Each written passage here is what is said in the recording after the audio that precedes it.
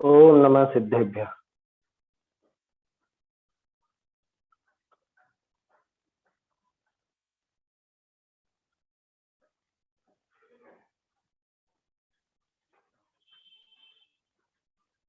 मंगलमय मंगल करण वीतराग विज्ञान नमो ताहि जाते भय हर आदि महान करि मंगल करि हो महाग्रंथ करण को काज जाते मिले समाज सब पावे निज पद राज।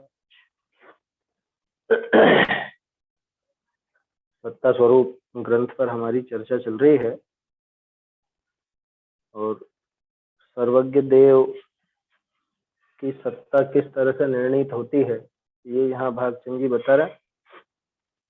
सर्वज्ञ देव तो होते हैं, ये तो बात इससे भी सिद्ध हो रही है कि भाई जो कोई वचन है, सूक्ष्म अंतरित और दूर पदार्थ, इनके संबंध में भी अगर कोई उपदेश है तो वो उपदेश तभी संभव है जब उनको जानने वाला कोई व्यक्ति मौजूद है।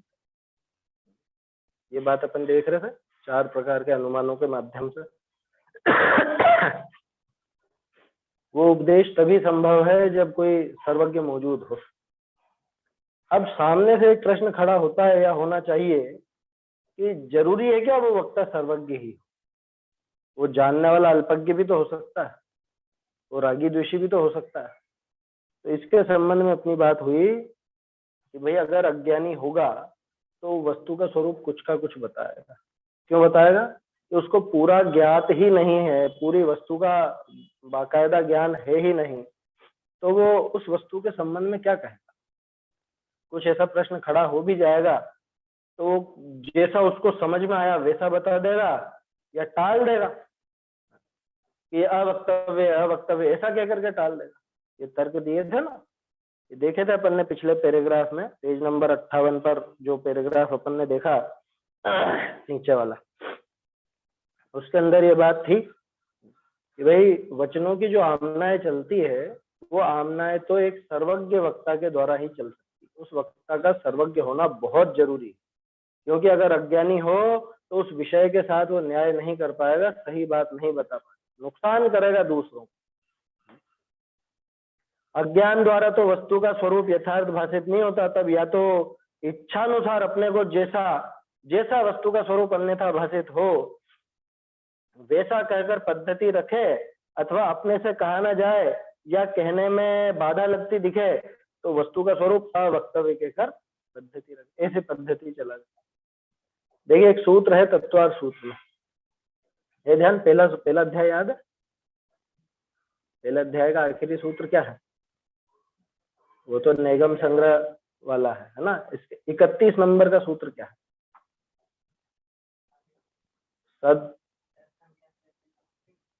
सदसतोर विशेषाद यद्रच्छोपलब्धेर उन्मत्तवत्।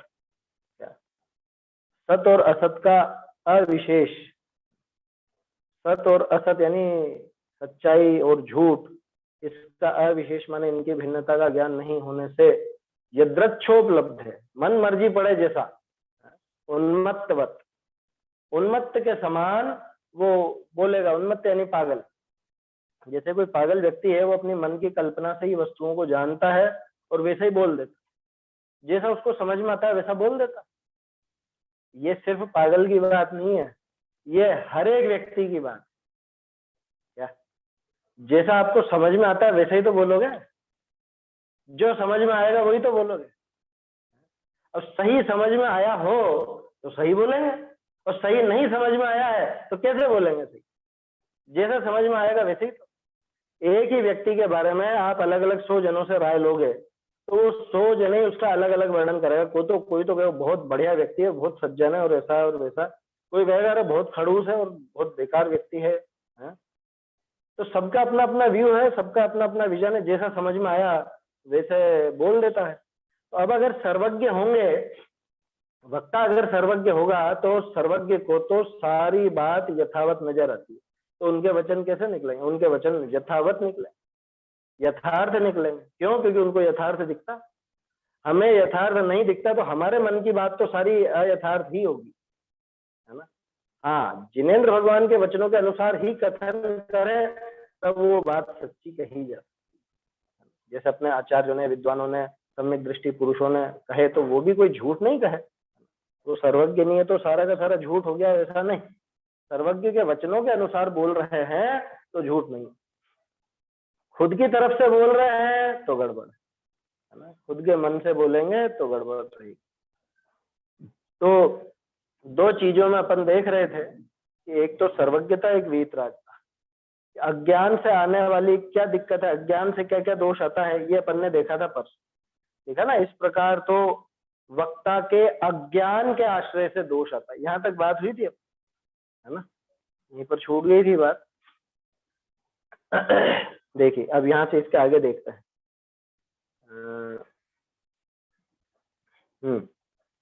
ऐसे तो वक्ता के अज्ञान के आश्रय दोष आए, अज्ञान के कारण इस तरह का दोष वक्ता के आता है। और जो काहू के किंचित ज्ञान होई भी, पहले पैराग्राफ पढ़ देता हूं। और जो काहू के किंचित ज्ञान होई भी तो राग द्वेष का वश करी अपना विषय कषायादिक काम मान लोभ ईर्ष्यादिक का प्रयोजन साधन के वास्ते साचा को झूठ कही देने का प्रमाण नहीं। ऐसे राग द्वेष के आश्रय दोष है। कहा जिनके दोनिया में सामान्य विशेषता हुई तिनके भी साचा वक्तापना होना दुर्लभ है, तो जिनके अज्ञान राग आदि दो दोष प्रबल पाइए हैं तिनके साचापना कैसे आवे। कहते हैं अज्ञानी रागी द्वेषी वक्ता सर्वथा न होए। हो गया ना। पहले देखो क्या कहा, पहले तो अज्ञान से दोष दिखा दिया। अगर उस जीव का अज्ञान पड़ा है तो जब तक मतलब उसको सही ज्ञान नहीं है तो वो जैसा समझ में आया वैसा कह देता है, या उसको समझ में नहीं आया, बोलने में नहीं आ रहा, बाधा खड़ी हो रही है उसके कथन में बाधा आती दिखती है तो बोल देता अवक्तव्य, छोड़ो इसको। ये तो हो गया वक्ता के अज्ञान के कारण आने वाला दोष। अब वक्ता के राग द्वेष के कारण आने वाला दोष कैसा, कि किसी के किंचित ज्ञान हो भी, मान लो किसी के थोड़ा बहुत ज्ञान है भी से, तो राग द्वेष का वश करे अपने विषय कषायादि, सारी कषाय आदि, काम क्रोध, है ना, मान लोभ ईर्ष्या आदि का प्रयोजन साधन के वास्ते साचा को झूठ कह देने का प्रमाण न है। सच को झूठ कितना कह सकता है वो उसकी मर्जी पड़े जितना कह सकता है, जहां तक उसकी कषाय का पोषण नहीं होता तब तक कह सकता है। जानता तो बहुत है, जैसे कहते हैं ना, बहुत से स्कूल के दिनों में या कॉलेज के दिनों में भी देखे हूँ, अरे इन सर को, इन अध्यापक को ज्ञान तो बहुत है लेकिन बहुत गुस्से है ना, हर कुछ कहते, बहुत गुस्से है, कभी नहीं भी बताए, सही सही नहीं बताए, नॉलेज तो पूरी है लेकिन नहीं बताते। फिर उनसे कुछ मायाचारी करके फिर वो बात निकलवाई जाती होता है। ऐसे ही कई बार किसी वक्ता के संबंध में भी इस तरह की बात आती है, अरे ज्ञान तो जबरदस्त है इनका, लेकिन वहां सभा में बैठ के बस बुरा ही बुरा कहते हैं, क्या किसी को भला नहीं कहते, सबको बहुत भला बुरा गालियां देते हैं और ऐसा करते हैं वैसा करते हैं। ऐसे भी भाई सीधी सी बात है, मूल विषय जो चल रहा है उस विषय के साथ वो न्याय करेगा या नहीं। अगर वो रागी द्वेषी है, उसके कषाय तीव्र, देखो रागी द्वेषी का मतलब राग द्वेष तो खैर आखिर तक है ना, 12वें गुण स्थान तक राग द्वेष पाया जाता है, वो अर्थ नहीं लेना है यहाँ रागी द्वेषी का अर्थ लेना कि राग द्वेष इतने हो कि जिससे वो मूल बात को ही तिलांजलि दे दे, वो राग द्वेष उसके इस कर्तव्य के ऊपर हावी हो जाए। राग द्वेष इतना ज्यादा कि उसका मूल कर्तव्य वो भुला दे, उसको रागी द्वेषी कहा है। राग द्वेष तो सभी को है, लेकिन उस राग द्वेष को साइड में रख करके जिनवाणी की बात करेगा तब तो ठीक है। और अगर वो राग द्वेष हावी हो गए तो ये जिनवाणी तो विलुप्त हो जाएगी, जिनवाणी एक तरफ रह जाएगी और अपना मन मर्जी का चलाएगा और कहेगा यही धर्म है, इसी में धर्म होता। देखो अधिकांश क्या होता है, सबके साथ ही होता है, बात किसी भी प्रकरण की चल रही हो, लेकिन मेरी कषाय जहां पुष्ट होती है मैं उस बात को बीच में घुसा, मैं उस बात को बीच में ले ही आऊंगा कहीं ना कहीं। आया समझ? ये होता है अधिकांश। मुझे मान लो किसी व्यक्ति की बुराई करनी है किसी काम को लेकर, तो कुछ भी प्रकरण चल रहा हो, मैं वो अपनी बुद्धि से कैसे न कैसे वो प्रकरण सेट करके उस व्यक्ति के ऊपर घटित करने की कोशिश करता हूँ। वो प्रकरण गया एक तरफ, है? प्रकरण कुछ भी चल रहा हो और मैं वहां पर आया। ऐसे बहुत से उदाहरण देखने को मिल जाते हैं, बहुत से लोग होते हैं इस तरह। तो हमें तो ये सावधानी रखनी कि भाई प्रकरण क्या है, आचार्य देव क्या कहना चाहते हैं, ये जो विद्वान लिख रहे हैं ये क्या बताना चाहते हैं, उसे छोड़कर किसी और जगह तो नहीं पहुंच रहे। और जगह तो तभी पहुंचेंगे जब इसकी कषाय तीव्र। लिखा ना ये, राग द्वेष के वश से अपना विषय कषायादिक, काम क्रोध मान लोभ ईर्ष्यादिक का प्रयोजन साधने के वास्ते। बोलो, टोडरमल जी ने क्रोध मान माया लोभ के कारण जीव की प्रवृत्ति कैसी होती है वो दिखाया ना दूसरे और तीसरे अधिकार में। वहां कैसा दिखाया, अपने जो पूज्य हैं उनको भी ठगने से नहीं चूक। सोचो, जब अपने पूज्य को नहीं छोड़ता, जो अपने बड़े हैं उन बड़ों के साथ भी वो कषाय की पूर्ति करने से नहीं चूकता। क्रोध आए तो उनके ऊपर ही आ जाए, मान आए तो उनका भी अपमान कर देवे, उनको भी ठग ले, या लोभ के वशीभूत होकर उनको भी एक तरफ कर देवे, ये सब होता। तो किसी भी प्रकार की कषाय हो, उस कषाय का प्रयोजन साधने के वास्ते साचा को झूठ कह देने का प्रमाण, सच को झूठ कहने का उसके कोई प्रमाण। मान लो जैसे भक्ष अभक्ष का प्रकरण चल रहा है ना, और कोई अपने बिल्कुल नजदीकी करीबी रिश्तेदार हो या कुछ हो, करीबी रिश्तेदार छोड़ो, सीधा सा उदाहरण है, आपके बेटे या बेटी के लिए रिश्ता लेकर के आए हैं, सगाई होनी है या सगाई हो चुकी है, होनी है मैं तो फिर भी टाल सकते हैं, अब सगाई हो चुकी है और वो कुछ ऐसा अभक्ष भक्षण करते हैं या वो विपरीत कार्य करते हैं। अब कितने लोग हैं जो उनके सामने कह सकते हैं कि नहीं साहब ये गलत करते हो, अभी शादी होनी बाकी है? या नई नई शादी होगी, कुछ भी मान लो, बहुत नजदीकी, अभी तो बहुत प्रेम दिखाया जा रहा है ना, तो इतना प्रेम दिखाते हुए भी कौन ये कहता है कि ये आप गलत करते हो, ये चीज अभक्ष, ये नहीं चलेगी, ये नहीं, हम नहीं खिला सकते। चलो थोड़ा सा और टाइट करते हैं इसको। वो आए रात को आपके यहाँ पर, पहुंचे ही रात को, अब कितने लोग हैं जो कहेंगे कि नहीं साहब हम तो अभी आपको कुछ भी नहीं रख सकते, रात हो गई है, हम आपको अभी कुछ नहीं दे सकते। बहाने निकाल लेते हैं ना अपन, अरे चलो कोई बात नहीं, दूध वूध तो रख दो, फल मिठाई वगैरह तो रख दो, अपन नहीं खाते, वो तो खाते हैं। बोलो, यहाँ पे तो वक्ता की बात है। ये बताओ, जो इस प्रवृत्ति का व्यक्ति है वो अगर जब ऐसा मौका लगेगा तो वो इस मौके में क्या कथन करेगा? वो अभक्ष को अभक्ष तक नहीं कह सकेगा, वो आया समझ? उसकी विपरीत प्रवृत्ति को टोक नहीं सकेगा वो कि तुम ये गलत करते हो।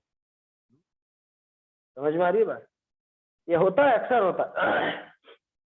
पति अपनी पत्नियों से, पत्नियां अपने पतियों से नहीं कहती हैं, कहते ही नहीं आपस में, होता है कई बार।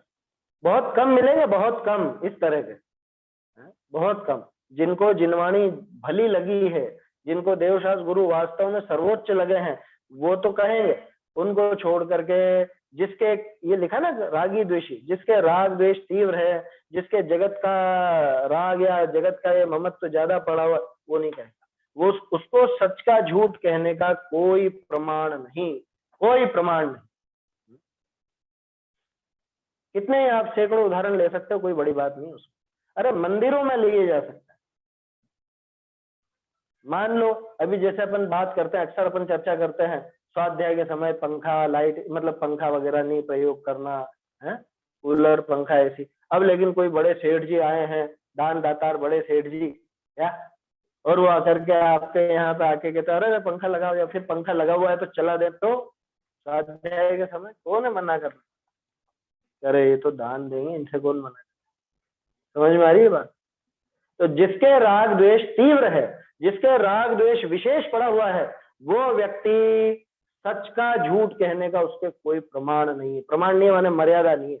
वो कितना भी झूठ बोल सकता है, कितने भी लेवल तक जाकर के झूठ बोल सकता है। झूठ बोलने का अर्थ सिर्फ झूठ बोलने नहीं, सच बात को उजागर नहीं करना, ये भी झूठ ही धर्म के प्रकरण में।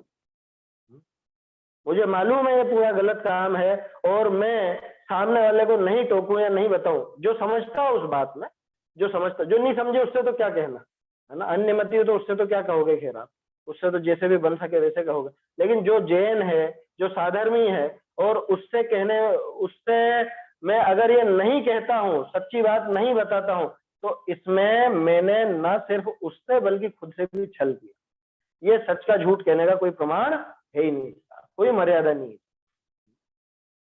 समझ में आ रही बात? इसलिए जिनवाणी का जब अभ्यास करें तो सारा राग द्वेष एक तरफ रख करके, सामने कोई हो, कोई भी हो, कि ये यहाँ पे अपने जैसे वक्ताओं की बात थी क्या कि नहीं थी? बात तो यहाँ चल रही है सर्वज्ञ देव की, सर्वज्ञ देव के रूप वक्ता की, कि भाई वक्ता इस तरह के होने चाहिए, तभी जाकर के काम सधता है ना, तभी जाकर के वो बात सच्ची निकल करके आती है।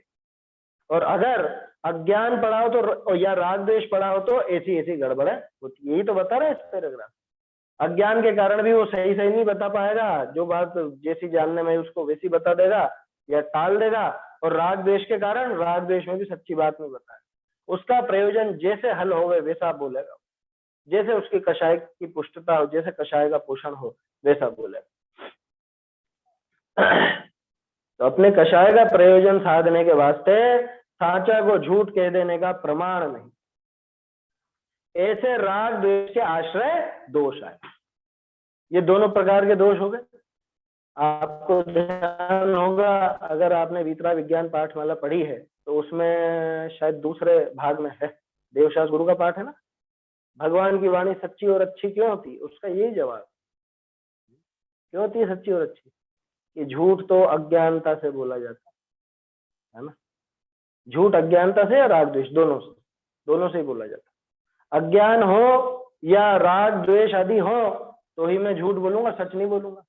अब जिनके अज्ञान भी नहीं, पूरी तरह से सर्वज्ञता प्राप्त हो गई, तो जिनके राग द्वेष भी नहीं, वीतरागी हो गए, वो झूठ क्यों बोलने लगे? इसलिए उनकी वाणी सच्ची होती।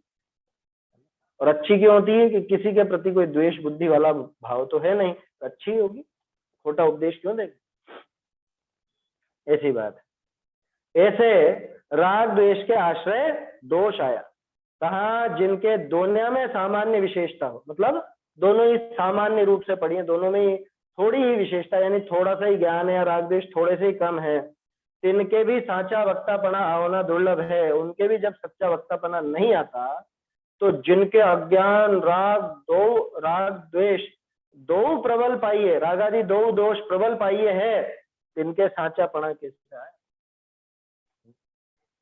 जिनके थोड़े बहुत भी घटे हो राग द्वेष या थोड़ा बहुत अज्ञान घटा हो, उनके ही सच्चापना नहीं आ पाता, तो जिनके भर भर के पड़े हुए हैं राग द्वेष या अज्ञान, उनके सच्चापना कैसा आया? समझ?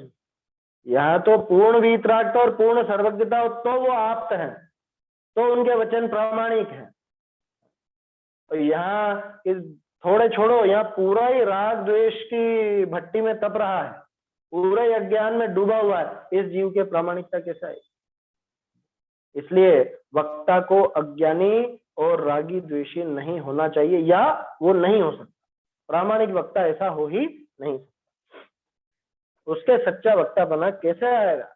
कहते हैं अज्ञानी रागी द्वेषी वक्ता सर्वथा न होए। अज्ञानी रागी द्वेषी वक्ता सर्वथा नहीं होता, माने हो ही नहीं सकता। किसी अपेक्षा से अज्ञानी या रागी द्वेषी जीव वक्ता हो ही नहीं सकता, उसमें उसको वक्ता बना शोभा ही नहीं। ऐसी बात देखिए, हो गया ना पैराग्राफ? बहुरी जो तू हट ग्रह करी, बहुरी जो तो हट ग्रह करी वह मत पक्ष करी दोषवान व्याख्याता के भी प्रामाणिकपना मानेगा, तो तुम्हारा मत में अदुष्ट कारण जैनपना प्रमाण का स्वरूप, अदुष्ट कारण जन्यपना, अदुष्ट कारण जन्यपना प्रमाण का स्वरूप क्यों कहा है? तो तुम्हारे ऐसा वाक्य है ही, जो अदुष्ट कारण जन्यत्वम प्रमाणस्य प्रमाणत्व। पहले इसको देख लेते हैं कि अगर तुम हठग्राही पने से, अब हमने तो बता दिया भैया कि रागी द्वेषी अज्ञानी वक्ता नहीं हो सकता, किसी भी तरह से नहीं हो सकता। तो जो अज्ञानी है या रागी द्वेषी है उसको वक्तापना शोभता भी नहीं, उसके होता भी नहीं। अब इसके बावजूद भी अगर तुम हठग्राही पने से कि नहीं नहीं हम तो इसको वक्ता मानेंगे, या नहीं हमको तो इनकी बात प्रमाण है, ऐसा मान करके मत पक्ष से या हठ ग्रहण करके तुम दोषवान व्याख्याता, कौन दोषवान व्याख्याता? जिसके राग द्वेष प्रबल है, जो पूरी तरह से अज्ञान में डूबा है, वो दोषवान व्याख्याता के भी प्रामाणिकपना मानोगे, तो तुम्हारे मत में ऐसा क्यों कहा है कि अदुष्ट कारण जन्य पना ही प्रमाणता का लक्षण है? ये क्या है अदुष्ट कारण जन्य पना? ये अन्य मत में माना जाता है। ये नीचे जो दिया ना दुष्ट कारण जन्यत्वम, ये तो दिया दुष्ट कारण जन्य होने के कारण क्या होता है। ये कह रहे हैं कि तुम्हारे मत में प्रमाण कैसा बताया? तुम्हारे मत में प्रमाण का अदुष्ट कारण जन्य, माने जिसमें रंच मात्र भी कोई दोष नहीं हो, ऐसे कारण से पैदा हुआ वाक्य प्रमाणित, ऐसा अन्य मत में आता है। अदुष्ट कारण जन्य प्रमाणम, अदुष्ट कारण जन्य, ठीक है ना। अदुष्ट कारण जन्य मतलब कि जो जन्य तो समझते ही कि उससे पैदा हुआ, कारण से पैदा हुआ कारण जन्य, दुष्ट कारणों से पैदा हुआ दुष्ट कारण जन्य, और अदुष्ट कारण जन्य माने जो दुष्ट कारणों से नहीं पैदा हुआ हो, अदुष्ट कारणों से पैदा हो, माने राग द्वेष आदि जो दोष हैं, ये तो खैर चलो अपन दोष कह रहे हैं, दूसरा व्यक्ति किसी और चीज को दोष मानता हो तो वो भी ग्रहण कर लेना। जिसमें रंच मात्र भी दोष नहीं हो, ऐसे अदुष्ट के द्वारा पैदा किया गया जो वाक्य है वो प्रमाण है। अदुष्ट अदुष्ट अदुष्ट माने सज्जन, सही, उचित, नहीं तो अदुष्ट भी कुछ ऐसा उल्टा सोचो, ऐसा नहीं है ना। अदुष्ट यानी कि जो द्वेष युक्त नहीं है, जो राग युक्त नहीं है, जहाँ विपरीतता नहीं है, किसी भी प्रकार का कोई दोष नहीं है। दोष युक्त को बोलते हैं दुष्ट, अथवा द्वेष युक्त को भी दुष्ट बोलते हैं, दोनों बातें। दुष्ट माने दोष युक्त, दुष्ट धातु से बना ना, दोष भी उसी से बना, दुष्ट भी उसी से बना, दूषण। क्या कहा कि भाई अगर तुम दोषवान व्याख्याता को भी प्रामाणिकपना मानोगे, तो तुम्हारे मत में अदुष्ट कारण जन्य पना प्रमाण का स्वरूप क्यों कहा? तुम्हारे यही कहा है, हमने तो कभी कहा ही नहीं, हम तो सम्यक ज्ञानम प्रमाणम कहते हैं। तो तुम्हारे यहाँ पे अदुष्ट कारण जन्यत्व, तुम्हारे यहाँ पे ऐसा वाक्य कैसा कि दुष्ट कारण जन्यत्व प्रमाणस्य दुष्ट कारण जन्यत्वम यानी दुष्ट कारण जन्यपना, दुष्ट कारणों से पैदा होना, दुष्ट कारणों से पैदा होना प्रमाण की अप्रमाणता है। माने अगर कोई प्रमाण दुष्ट कारणों से पैदा हुआ है, द्वेष युक्त दोष युक्त कारणों से पैदा हुआ है, तो उस प्रमाण में भी अप्रमाणता आती है। द्वेष बुद्धि पूर्वक अगर सच भी बोला जाए तो भी झूठ ही जैसा है, होता है ना। द्वेष बुद्धि पूर्वक अगर बोला गया है, खोटी बुद्धि रख करके दुष्ट बुद्धि से बोला गया तो वो सच भी झूठ के स्थान पर ही। ऐसा सच भी नहीं बोलना, ऐसा आता है ना अपने शास्त्र, इस तरह का सच भी नहीं बोलना कि जिससे दूसरे जीवों का घात हो, दूसरे जीवों को नुकसान पहुंचे, दुखी हो। वही बात है, दुष्ट कारण जन्यत्व, बात तो बिल्कुल सही है, अन्य मत में लिखी है लेकिन बात सही है कि दुष्ट कारण जन्यत्व प्रमाण से अप्रमाणत्व, दुष्ट कारणों से जो पैदा हुआ है ऐसा प्रमाण भी अप्रमाण ही है। कितनी गहरी बात है। दुष्ट कारणों से मतलब कि जहां पे राग द्वेष भरपूर हो, कषाय भरपूर हो, और उन कषायों पूर्वक वो काम हो रहा है, कषायो पूर्वक वो प्रमाण निकला या प्रमाणिक बात कही जा रही वो अप्रमाण है।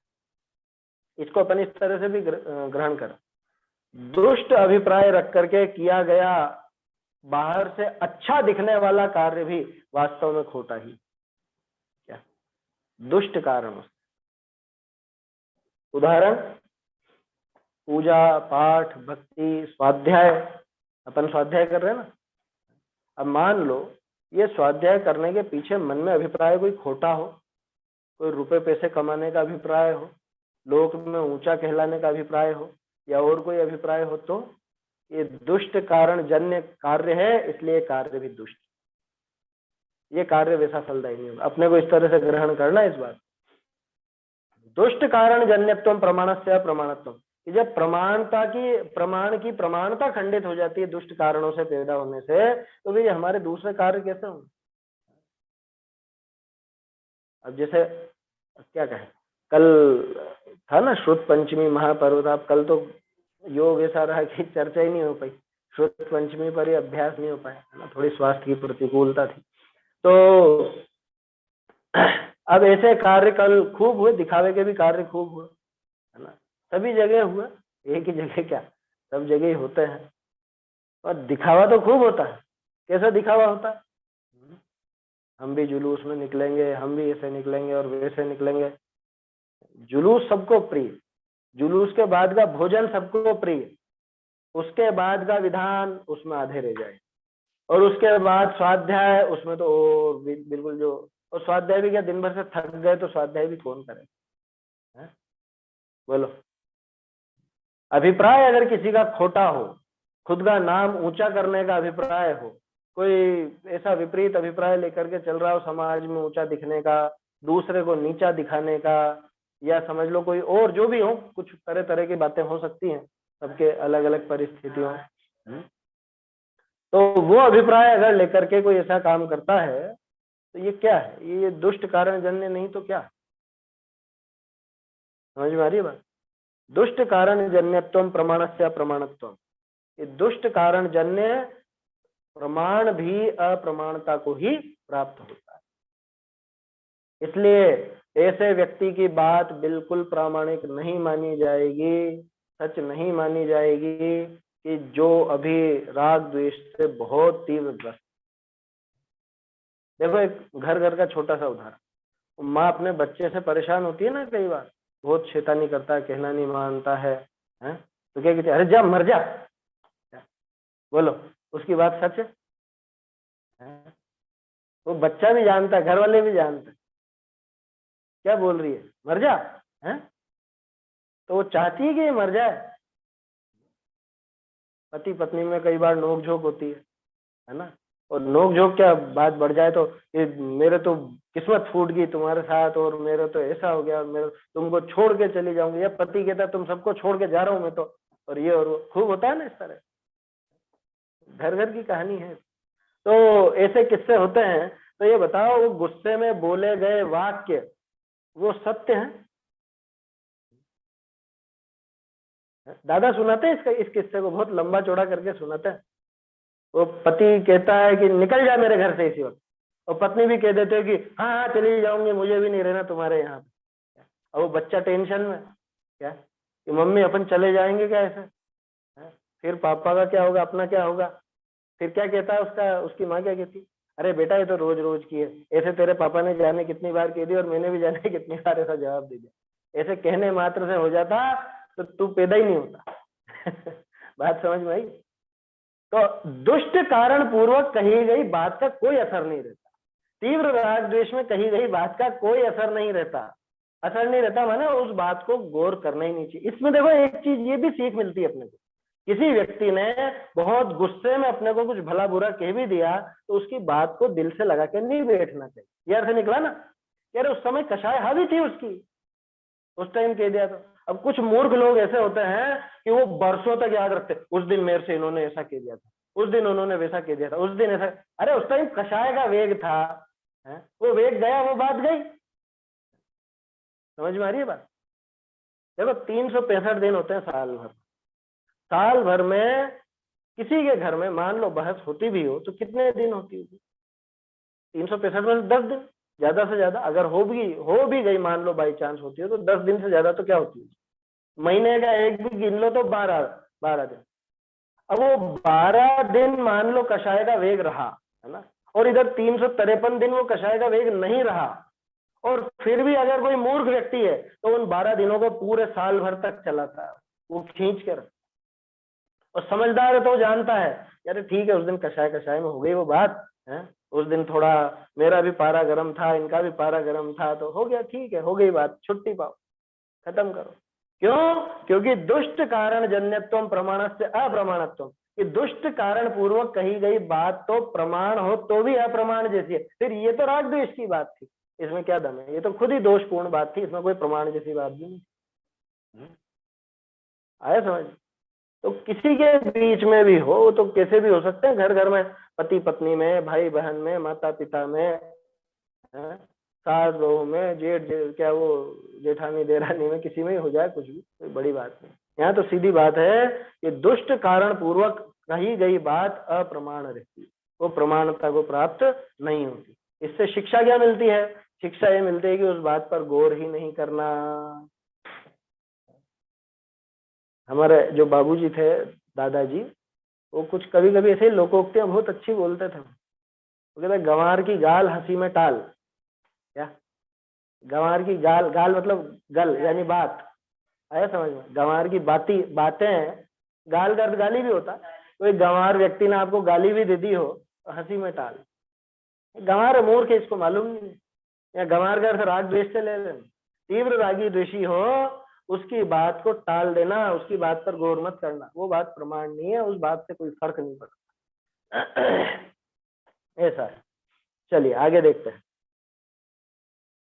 जो जब रागी द्वेषी वक्ता ठहरे तब वाकी कही आमनाय प्रमाण रूप कैसे होए, उसकी कही आमनाय के तो दुष्ट कारण जन्यपना आया, जैसे हाँ खार पिटक, जैसे खार पिटकनी के शास्त्र दुष्ट द्वेषी वक्ता जन्य है, ऐसे आमनाय के शास्त्र भी भय। या प्रकार कृत्रिम आमनाय मानवे से वह अज्ञानी रागी द्वेषी वक्ता मानवे में अनेक बाधा आवे है, ताका विशेष महाभाष्य अष्ट सहस्री श्लोक वास्त है,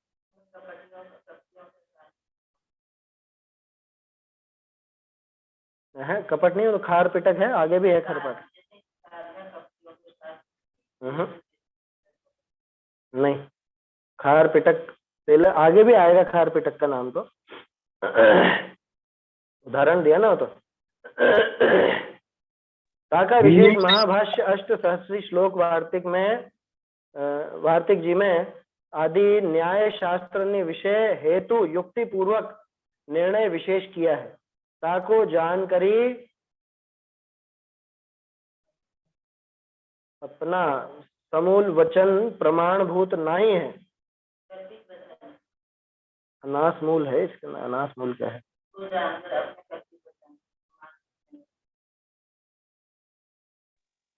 इसमें हिंदी से मेल नहीं खा रहा है। मूल वचन प्रमाणभूत नहीं है ऐसा मानना योग्य है। ये कुछ गलत लिखने में आ गया होगा प्रतिलिपिकार से। देखिए क्या है, यदि कोई द्वेषी ठहरे तब उसकी कही हुई आमनाएं प्रमाण रूप कैसे हो। ये तो शुरू में वक्ता नहीं लिखा, यदि कोई वक्ता, उसकी आमना है तो के तो दुष्ट कारण जन्य बनाया, ठीक है।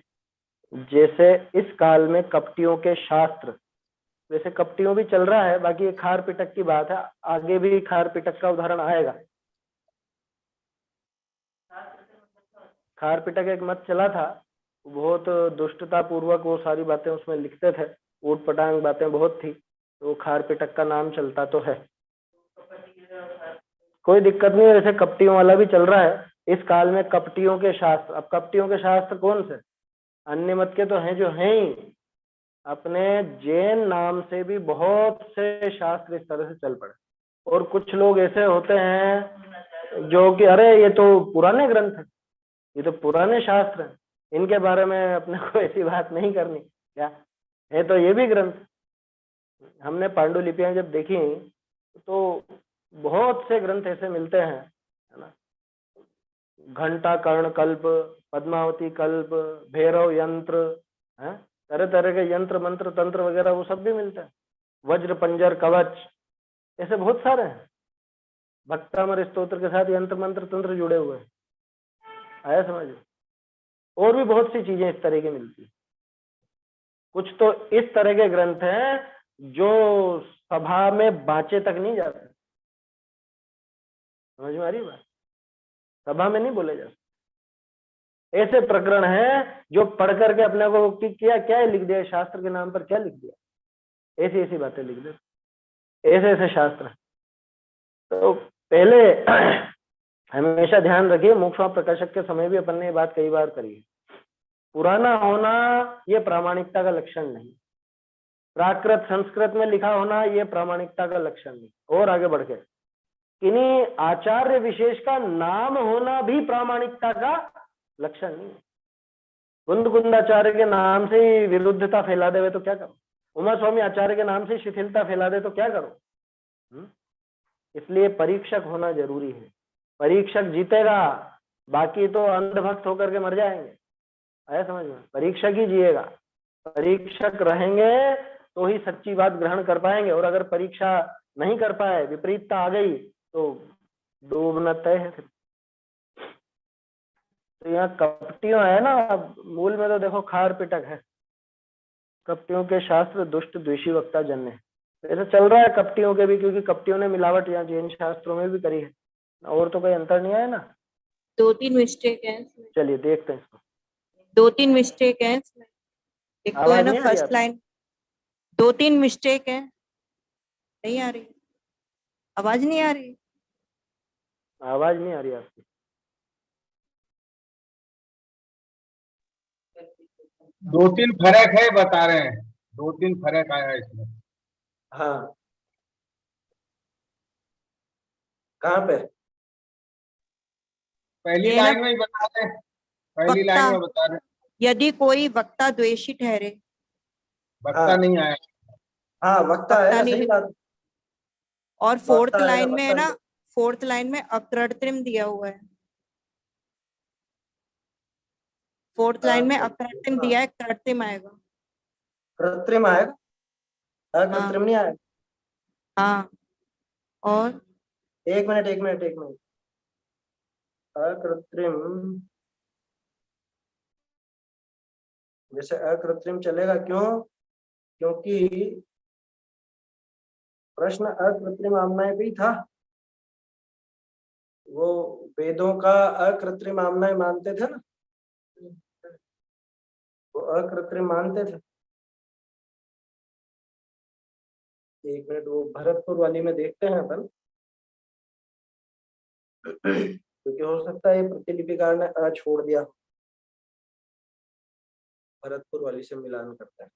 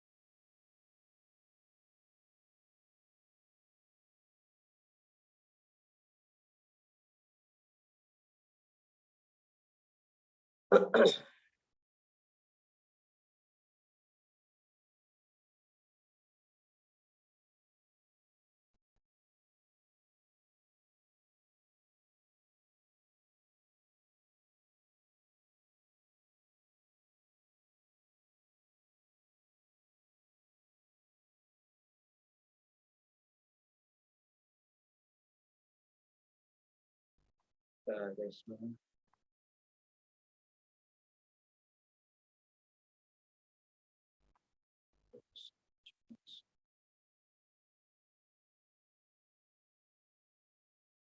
हम्म या प्रकार अकृत्रिम आमनाय मानवे में, नीचे से तीसरी पंक्ति, अकृत्रिम ही सही है। यहाँ पर देखिए अकृत्रिम अवार, अवार कपिट नहीं आया है। अवार माने वर्तमान काल हो गया ना, इस काल हो जैसे गया, अवार जैसे कपटी अवार। के शास्त्र, इसमें तो अभी कपटियों के शास्त्र, और इसमें पिड़ा वाली में वो खार पिटक वाली बात। तो इस काल में कपटियों के साथ यही ज्यादा ठीक लग रहा, जैसे अभी कपटियों के शास्त्र। ठीक है, उसको चलने दें, उसको सुधारा भी नहीं अपन ने, खैर। और नीचे भी ये है या प्रकार अकृत्रिम आमनाय मानव, क्योंकि वेदों में जो कृत्रिम अकृत्रिम आमनाय मानी जाती थी, अकृत्रिम ही बात है यहाँ पर, तो उसी का खंडन है। तो कि अकृत्रिम आमनाय मानने में भी दिक्कत है, और जो अज्ञानी रागी द्वेषी के आमनाय मानो उसमें भी समस्या, ये यूं है बात। देखिए पढ़ते हैं इसको, और कोई अंतर है? 7 नंबर की लाइन में निर्णय विशेष आएगा, युक्ति पूर्वक निर्णय विशेष। उसका विशेष निर्णय,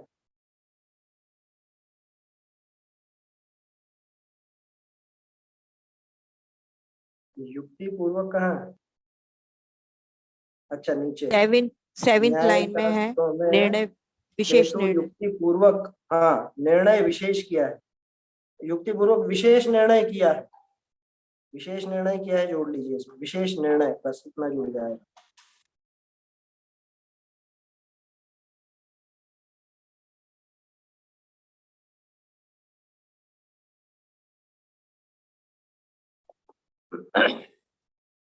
देखिए क्या कहा, यदि कोई वक्ता द्वेषी ठहरे, अगर कोई वक्ता द्वेषी सिद्ध होता है या द्वेषी रहता है, तब उसकी कही हुई आमनाय प्रमाण रूप कैसे हो? दुष्ट जीव की वो आमनाय कैसे चले, और कैसे चलने दी जाए, ये भी तो है बात। कोई वक्ता द्वेषी ठहरे तो उसकी आमनाय कैसे कैसे सही ठहरे? देखो 2000 वर्षों में जाने कितने ग्रंथकार हुए और जाने कितने ग्रंथ लिखे गए, हजारों की संख्या, बल्कि लाखों की संख्या। कितने ग्रंथ उपलब्ध हैं या कितने ग्रंथ चल पाए कि जो बिल्कुल सत्य से जुड़े रहे वो बात चल पाई, और जिनमें विपरीतता थी वो धीरे धीरे लुप्त होते।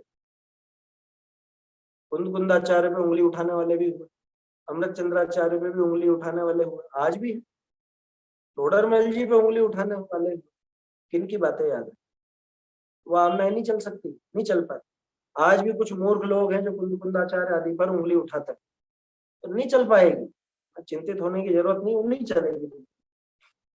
यदि कोई वक्ता द्वेषी ठहरे, तब उसकी कही हुई आमनाय प्रमाण रूप कैसे हो? कोई मान ले वह उसकी बात वो अलग है, लेकिन वो प्रमाण तो नहीं कही जा सकती ना।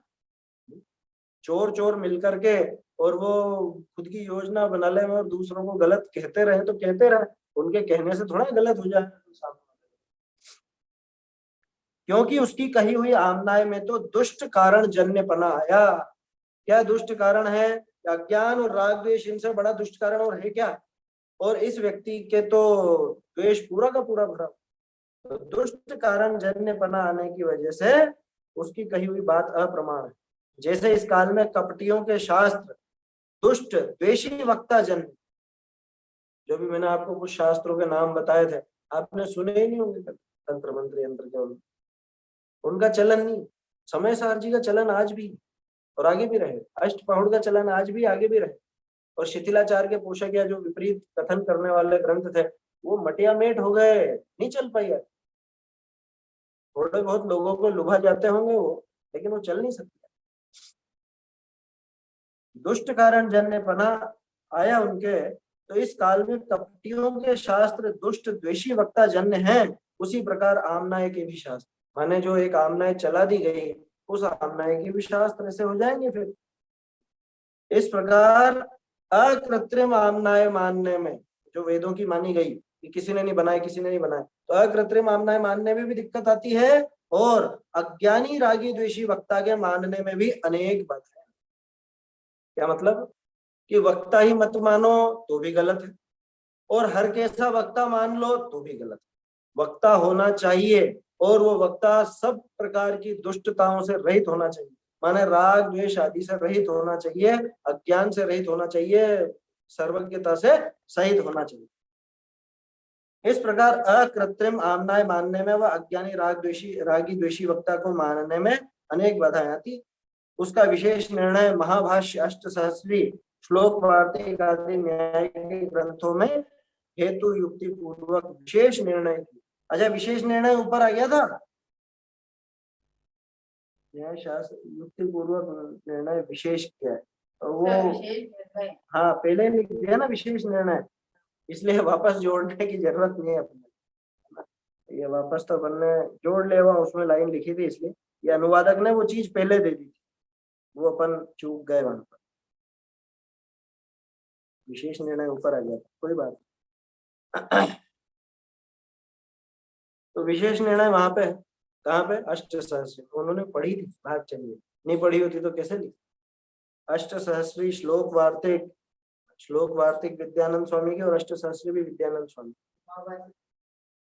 महाभाष्य तो अष्ट सहस्री का ही नाम। तो अष्ट सहस्री किसके ऊपर है ध्यान? अष्ट सहस्री क्या है? अष्ट सहस्री है आप्त मीमांसा की टीका, अष्टशती के ऊपर की टीका। आप्त मीमांसा लिखी समंतभद्र स्वामी, है ना, जिसके आधार पर यह बात चल, और उसका विशेष विश्लेषण मिलता अष्टशती में, जो किया अकलंक देव ने, है ना, ध्यान रखना, अष्टशती में। और अष्टशती को आधार बना करके विद्यानंद स्वामी ने लिखी अष्ट सहस्र। ठीक है, अच्छा, और आप्त मीमांसा किसके ऊपर लिखी है? देवागम स्तोत्र तो खुद है आप्त मीमांसा। आप्त मीमांसा तत्वार सूत्र के मंगलाचरण को आधार बना करके, समझ में आई बात? तत्वार सूत्र का एक श्लोक, मोक्ष मार्गस्य नेतारम हेतारम कर्म भूताम ज्ञातारम विश्व तत्वानाम वंदे तत्त्वं। इस एक श्लोक के ऊपर आप्त मीमांसा की रचना। कितना बड़ा, 114 श्लोक, 114 है ना आप्त मीमांसा। नहीं,